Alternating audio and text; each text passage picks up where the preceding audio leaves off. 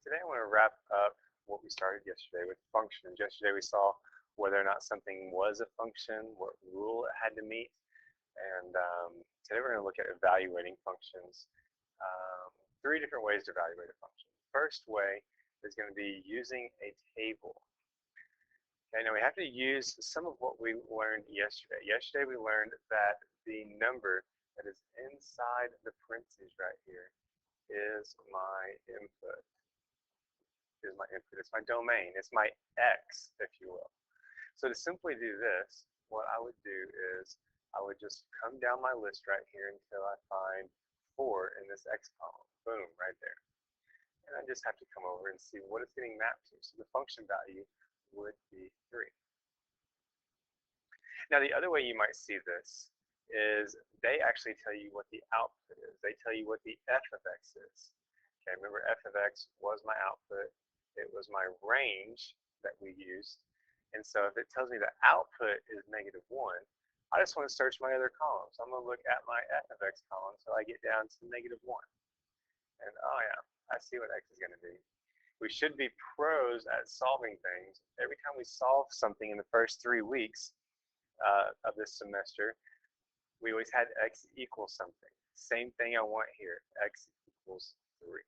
And so those two would be my answers. So I'm going to let you try those other two just to make sure we're getting them right.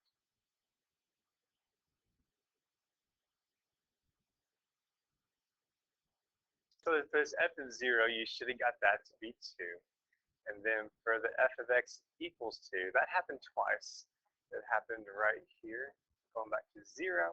It happened right here, going back to 5. Now you're saying, wait a minute, that makes it so it's not a function. Remember, it is a function. And remember, as long as this 0 is not coming out as 2 different numbers, then I'm good. All right, it is a function. So sometimes you're going to have 2 answers on when you solve, which is perfectly fine. We had 2 answers when we solved in the first 3 weeks of it. Now, the next way we're going to look at solving is using a graph. Whenever I use a graph, I'm going to start off much the same way. Okay, I'm still going to look at my input value right here. Remember, this is just my x.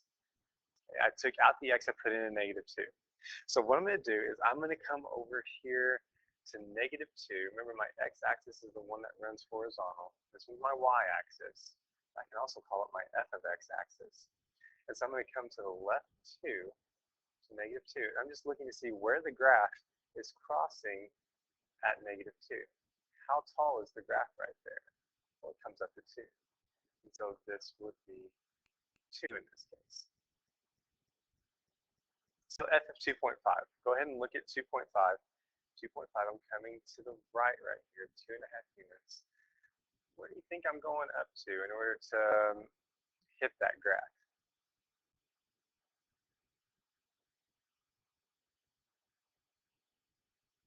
If you're thinking 3 or something close to 3, you're on the same page as me. Okay. Now, let's work it the other way. It's telling me what the function value is. I have to tell it what x it's looking at. So my output this time, or my y, is equal to 0. Well, y equals 0 every time I'm on this x-axis right here. So y equals 0 here, here, and here. So I get 3 answers on here. So it would be x equals, let's see, the first one's at 1, 2, 3, -4. The next one is at -1.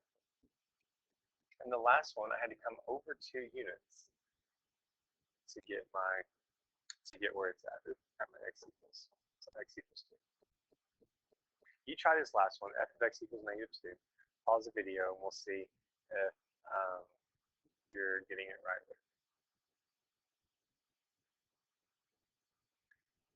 Now, some of these decimals I had to estimate on, so that's what I got. It was a lot easier whenever I could just look and see where it crossed the x-axis. And someone this morning said, well, can we just draw a line at -2 to figure it out? Yeah, absolutely. Just bring a line down here.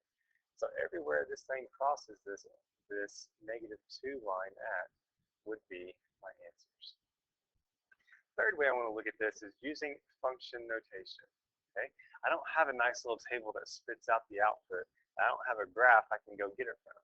actually have to use a little bit of math on this one. Okay.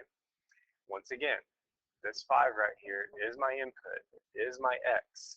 So I'm just going to take that 5 and I'm going to plug it in for both of these x's. Okay. So whenever I do that, plug in the 5. Notice my use of parentheses. Especially when you're dealing with negatives, you're going to want parentheses around those numbers. Order of operations comes into play here. And so I should get the answer to be 22. So in other words, of what we just done, the point 522 would be on my graph. Or if I had a table, 5 would be in the x column, and the 22 would be in the y, or the range column. But just simply 22 would suffice for your answer. Now, we don't always have to plug in a number. We can plug in a letter instead. So this time, I'm plugging in negative a on this. I'm going to do it incorrectly first, so you can see the fault in it. If I plug in negative a in for x, this is how it looks. It doesn't look too bad. You would probably put this in parentheses anyway, you understand that, but if I put this first term in like so, I think I'm going to mess that up. So like I said, I want to make sure I put everything that I'm plugging in parentheses. So that way I get a negative a squared, which would be just a positive a squared. Negative 2 times negative a, so positive 2a, and then I have the plus 7. So not as many steps whenever I'm just plugging that in. Okay, now I'm going to be plugging in a plus h into these x's. Got to use parentheses here, otherwise it is going to be so hard to get the correct answer. Now I'm going to use a binomial expansion on this. You saw me introduce this earlier. Maybe it was yesterday or day before, but I'm going to square the first term, multiply these two together, and then square the last term. Here I'm just going to distribute that negative 2 through. So my goal whenever I have something like this is get rid of the parentheses, distribute, get rid of the exponent. If you need to FOIL that, go for it. But there's no like terms to combine here. So I'm good on this one. Okay. I'm going to save this one for a later day. If you run across something like that in the homework, feel free to put it on the board. I'm going to save that one for later so it's not too much of information overload. Let's try this in reverse now. I'm going to tell you what the function value is. You got to tell me what I plugged in. Okay. I'm actually going to work B and let you guys work A. I'm going to come over here to B. My first step on this is a direct substitution. My m of n is equal to 12. So I'm going to take this 12. I'm going to plug it into this side. Now, my goal is, again, I'm solving right here. Every time I solve, I just get it down to n equals a number, or x equals a number, or maybe two numbers. So if I'm just solving this, I'm trying to get this n by itself. So I'm going to square both sides to get rid of that square root. So that gives me 144 over here equals 4n minus 7. The square root's gone, okay, because I squared it. I'm going to add 7 to both sides. So whenever I add 7, I get 151 equals 4n. If I divide both sides by 4, that's going to get this n by itself. Feel free to just leave it as an improper fraction. I like improper fractions. 151 over 4. You do the same thing for part A. I'll give you a hint. You're going to get 2 answers on it. Go ahead and pause, and then we'll come back.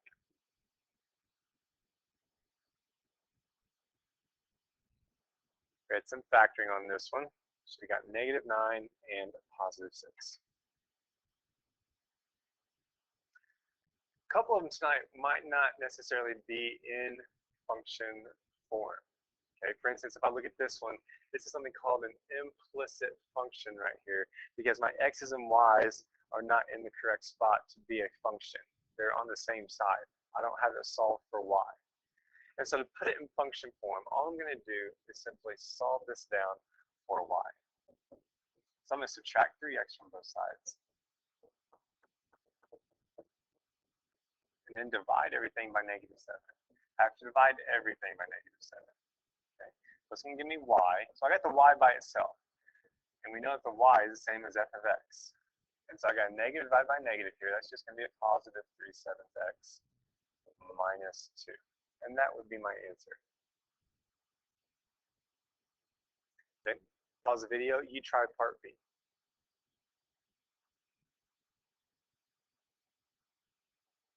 If you got to here, that's pretty good. But this actually does simplify a little more. I can take the cube root of everything right there. I can take the cube root of this 1. It's just going to give me a 1. I can take the cube root of that 8. It's just going to give me 2.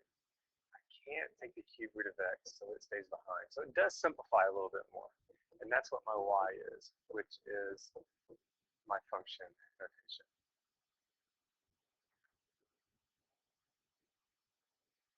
Okay, last thing is one-to-one functions. On a one-to-one function, what happens is each output corresponds to exactly one input. Well, that might sound familiar. That was almost our rule for being a function. But let's go ahead and assume that we do have a function. What I'm saying for a one-to-one function is that my range has to follow the same rule that the domain did yesterday, that each piece of bread can only come out as toast, or each x, or each y, I'm sorry, has to come out as an x. Okay? So let's try this top one right here. It says, is a lunch balance a function of a student ID number? So this looks like what we did yesterday. The lunch balance was the range, student ID is the domain. And so I'm wondering, does everyone's student ID number, that little 4-digit number you have to say when you get your lunch tray, does it correspond to one lunch balance? I hope so. Yeah, I hope you don't have 2 lunch balances. I hope you don't owe $10 and $5 or something like that. Well, let's try it the other way.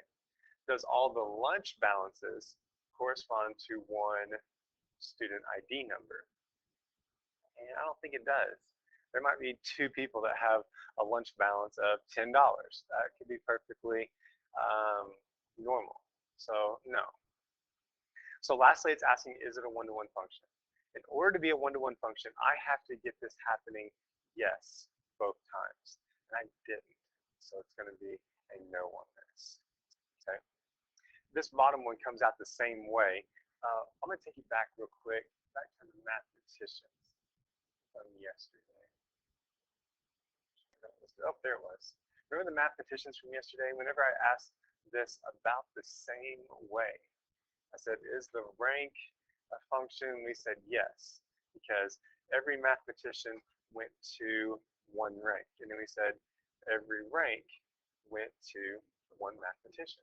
So this would be an example of a one-to-one function, because it's a function. I like to say it's a function forwards and it's a function backwards. So this would be a one-to-one function. Now, whenever I have a graph of this, I can tell that it's a function, one-to-one function a little bit easier, because I get to use something called the horizontal line test.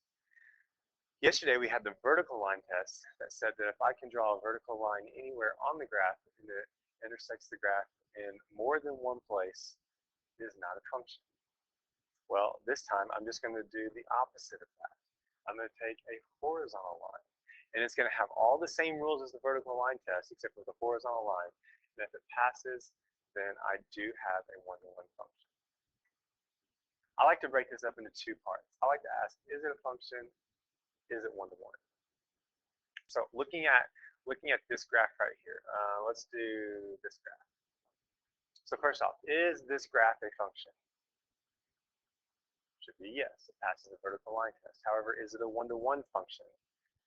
Well, if I draw a horizontal line right there, it does not pass the horizontal line test. So while it is a function, it's not that special case of being a one-to-one function. So that would be a no. Okay, let's try it again. Let's try this one. Is this a function? Yes. All right, just parabola. Excuse me, that was the bell. But when I start drawing vertical lines on here, it is a function. So now the horizontal line test. Once again, I failed. Okay, did not pass. So this one does not work either. So one I can think of off the top of my head, there's several, but this one right here, this one should be one-to-one. As you can see, it would pass the vertical line test, and if I come back, it passes the horizontal line test. So this would be a function. Okay? It would be a one-to-one function.